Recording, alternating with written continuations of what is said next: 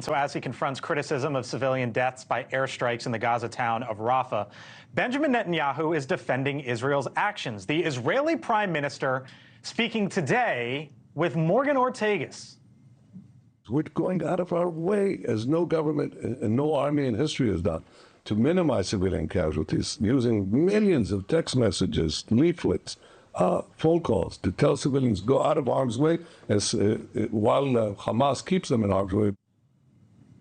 Netanyahu spoke with Morgan for her Sirius XM show. Morgan was also the former State Department spokeswoman, friend of the show, as you might know as well, and she joins us live at 1:30 in the morning local time in Tel Aviv. Morgan, we appreciate it. I know that you know that. Fascinating interview that you had today with the Israeli Prime Minister. Tell me about it right off the top. I wonder sort of what your main takeaway was being in the room with him and speaking with him. Well, I've been in the room with Bibi Netanyahu many times. And by the way, thank you for having me on the show. And it's never too late for The Hill on NewsNation and for Blake Berman.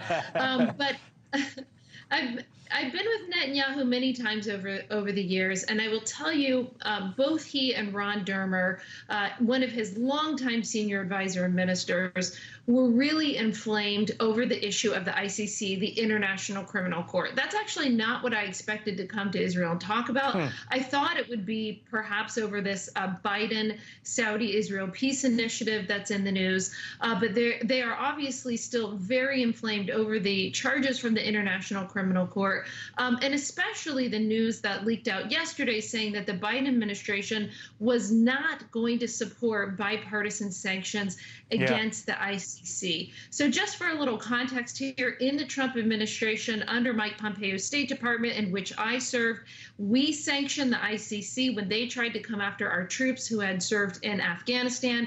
So we took a tough stance against the ICC, and it looked like definitely Republicans were going to support sanctions against the ICC, and it started to look like Democrats were as well. The Biden administration had harsh words for the ICC after the surprise announcement that they were going to go after Bibi Netanyahu and Gallant, the defense minister, and potentially others.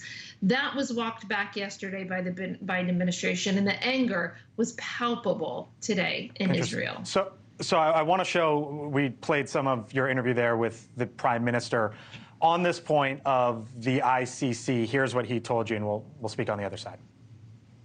The United States said that they would, in fact, back those, in a bipartisan way, back the sanctions bill that threatened not only Israel, but threatened America. Now, you say there was a question mark.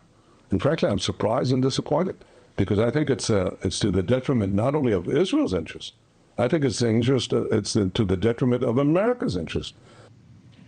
Morgan, we've been following, as you know, sort of the political pickle for President Biden, a Democrat trying to hold on to his base with this Israel issue during an election year. You heard a little bit of frustration there from Netanyahu with Democrats. I'm wondering what you may or may not have picked up on as it relates to his relationship right now with the president and sort of how he views our politics right now here at home. So we didn't get into the politics as much, Blake, but they did say to us unequivocally, and this was said in at least one, if not two meetings, that the Israelis, the Netanyahu administration, believe that the Biden administration is slow walking the military aid. There were accusations of that, and then the Biden administration said, no, they were not.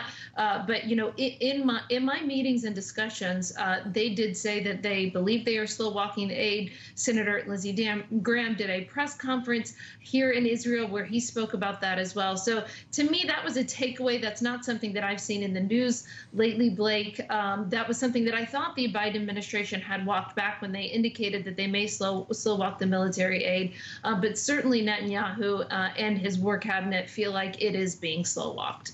Thank you for watching, and make sure you go to joinnn.com to find NewsNation on your television provider. And don't forget to click the red subscribe button below to get more of NewsNation's fact-driven, unbiased coverage.